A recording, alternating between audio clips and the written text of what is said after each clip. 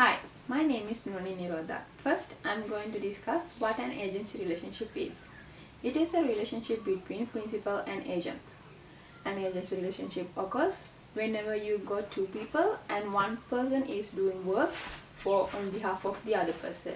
The person who is doing the work, they are called the agent, and the person who is receiving the benefit is called the principal. The main thing about the agency relationship is that both of these parties are self-interested. That means they are going to do whatever suits them the best. However, it makes a lot of sense that the agent, because they are doing work for the principal, the agent should be doing what is the best interest for the principal. Next, I am going to discuss what an agency cost is. The delegation of decision making can lead to a loss of efficiency and consequently increased cost, often referred to as agency costs. Furthermore, it is the cost incurred by owners because of information or conflicts of interest between principals and agent. There are three commonly cited agency costs: monitoring cost, bonding cost, and residual cost. First, I will take the bonding cost. Bonding costs are typically thought of as costs that are borne by the agent. Bonding occurs when the agent gives guarantee to undertake or not to undertake certain activities. The second is monitoring cost. It is the cost incurred in monitoring the performance of the other. In positive accounting theory and agency theory, they refer to cost incurred when principal attempt to monitor the action of agent. And finally, residual cost. As positive accounting theory assumes that not all automatic actions of agent can be controlled by contractual agreements. There will also be some residual cost associated with appointing an agent. This occurs deposit the potential use of various bonding and monitoring mechanisms. And next, I am going to discuss how managers' remuneration is designed to reduce the effect of agency cost. There are two polar positions for dealing with shareholder managers agency conflicts. At one extreme, the firm's managers are compensated entirely on the basis of stock price change. In this case, agency cost will be low because managers have great incentives to maximize shareholder wealth. It would be extremely difficult, however, to hire talented managers under these contractual terms because of the firm's earnings would be affected by economic events that are not under managerial control. At the other extreme, shareholder could monitor every managerial action, but this would be extremely costly and inefficient. The optimal solution lies between extreme, where executive compensation is tied to perform, but some monitoring is also undertaken.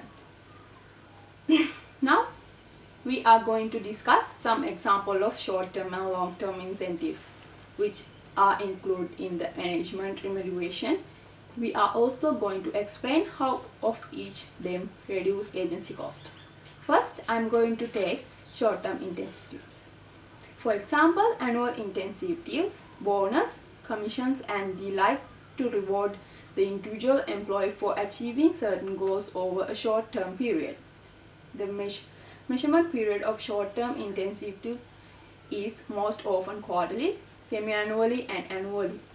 Short-term incentives can be measured on the individual owner's performance, group of term performance, or the company's overall performance. This depends on the organization and intensive plan and the level of individual within the organizational hierarchy. First, let's discuss about bonuses. This typically means paying bonuses to management if and when share price increased or by making the management salary partly shares in the company. These monetary incentives are an example of agency cost. If incentive plan works correctly, however, this agency cost will be lower than the cost of allowing the management to act in his own interests. Next, I am going to discuss about long-term incentives. For example, shares, restricted shares, performance shares, restricted stock grants, executive stock options, and the like to measure organization-wide performance typically over several years. The intent of such plans is to provide incentives for employees to improve the overall performance of the organization. By linking the employees' long-term reward to organizations' long-term results, we think this agency cost can be reduced. Now, how does stock options reduce agency cost? It's simple. By increasing the risks of the firm, managers can increase the value of the stock options by increasing the leverage of the firm.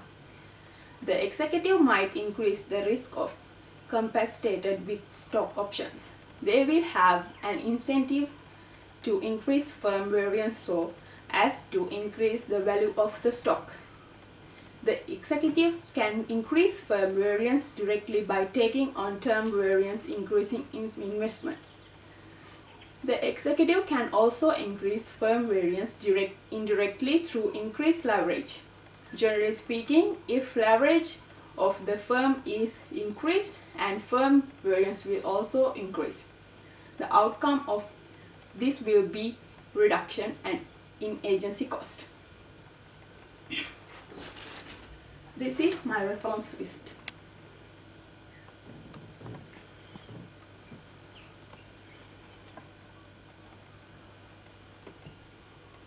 Thank you.